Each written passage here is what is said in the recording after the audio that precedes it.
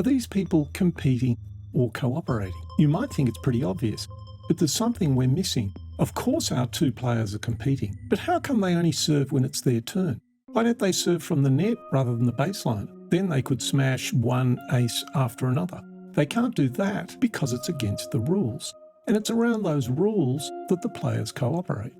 We take their cooperation so seriously that if one player won't cooperate, the umpire is there to make them cooperate. A game like tennis is the departure point for these videos. It allows us to explain our rules of life. The first rule is this: the world is an ecology of private and shared purposes.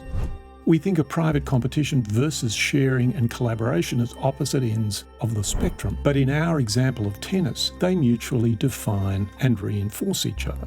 We use graphics like this to illustrate the private and the shared aspects of our lives. The private individualistic elements always arise in a context in which fundamental things are shared. Here are the players and their rackets. They can't play tennis without sharing two things: resources, the court, the lines, the net, the balls, and governance. That is agreement on rules and how they're applied.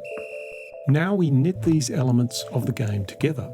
If the private and shared elements complement each other, our graphic captures this by giving equal space to each. Where they balance each other, their ecology is healthy.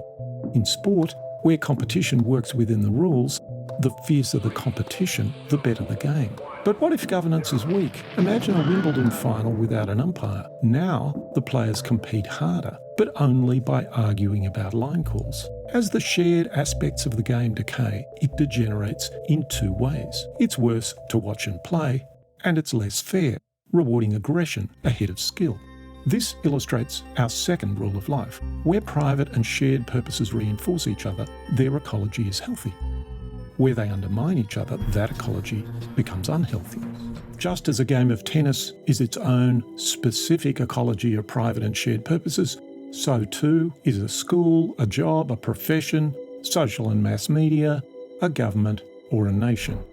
But where people are usually strong defenders of their own private interests, those shared aspects of our institutions are more fragile, maintained as they are by everyone's sense of their obligations to others and to the public good.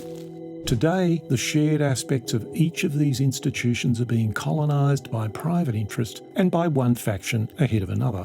And that's driving those who feel left out crazy. With our planet at risk, so is our capacity to make sane political decisions.